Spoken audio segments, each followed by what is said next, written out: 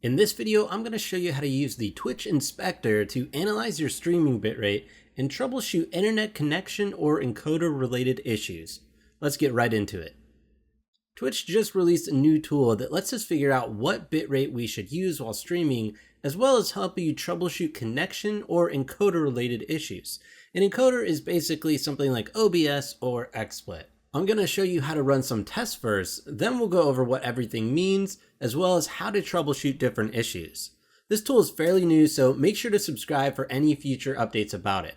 Let's head over to the Inspector website, which is inspector.twitch.tv, and click the Login button. Authorize your main channel's account to proceed to the next screen. When you first log in, you won't see very much if you're a new streamer, and if you streamed before, you may see some information about your past broadcasts in the main area. Let's start from square one and take a quick look at the interface. In the top right, we can add additional accounts that we'd like to test if needed. Below, we can see a button to run a test stream, as well as view tips, and this button is actually extremely helpful in answering common questions about bitrate and encoding troubleshooting. The main area will eventually show us the breakdown of our tests. Let's go ahead and click Run a Test Stream. The pop-up here basically tells us to get our stream key from the Twitch dashboard and open up our encoder, such as OBS Studio, and then append $bandwidth test equals true to the end of it. Once we add that in, we can hit Start Streaming. So let's go ahead and grab our stream key from the Twitch dashboard and then open up OBS Studio. In Settings, Stream, I'm going to paste my key into the stream key area. I'll go ahead and click Show so that you can see exactly what I'm typing in. At the end of my key, I'm going to enter $bandwidth test equals true. To do this a bit more easily, I can just copy the string of characters from the Inspector website and then just paste it after my key. Now remember, don't show your stream key to anyone.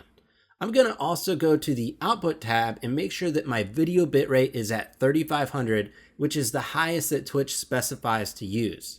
I'll talk about server selection at the end of this video, but for now, let's just select the one that's closest to your location. With all this complete, I'll hit Start Streaming and then go back into the Inspector tool website.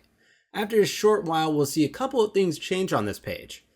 Once your connection has been established, we'll see the dark box in the top right corner turn into a live chart that displays our bitrate. You'll also see information about what your connection is currently stable at. I recommend leaving this test running for at least 5 to 10 minutes if you can. The longer, the better. The problem with some of the online speed tests is that they'll only measure a short amount of time. With this tool, we'll be able to take an in-depth look at what's happening over a longer period of time with our bitrate. So what should you set your bitrate at? You wanted to set it at the average bitrate from your test. You can monitor your current bitrate connection in the main page, but let's get some more detail in the test by clicking one of our current or past streams in the main area. Once you click one of your current or past streams, we'll be presented with a full chart of our bitrate that shows the average, max, and minimum bitrate.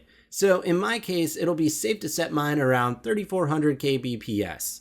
This means that I can safely stream 1920 by 1080 for my resolution. If you're not sure what resolution to set in OBS Studio, you can check out this article, which will be linked in the description, and it will help you decide. Back on the Inspector page, we'll see more information in the sidebar, as well as view troubleshooting tips at the bottom area. If you click this, it will show you different types of graphs and what they mean. If you don't have a stable graph like mine, then you'll want to compare these graphs to your own in order to better troubleshoot your problems. To go back to the main page, we can click All Broadcasts towards the top. While the tips are still open, I want to mention that if you're a new streamer, you should consider taking the time to read through these different sections. As I mentioned before, this area will contain information to quickly identify different problems, and it will answer a lot of common questions.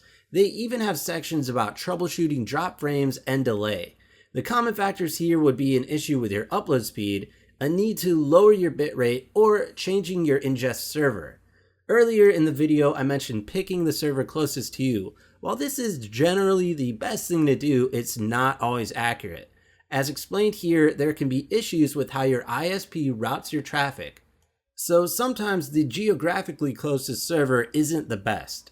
For this reason, I still recommend using the Twitch bandwidth test tool. I made a video all about using this tool, which I'll make sure to link as well. For any streamer, I'd recommend using the test tool first to determine the best servers for you to stream to.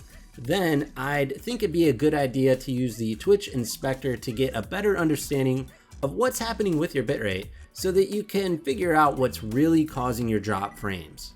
Hopefully in the future, Twitch makes a first-party tool that lets you help select a server in an easier way, but for now, I still think the inspector is pretty awesome and very powerful.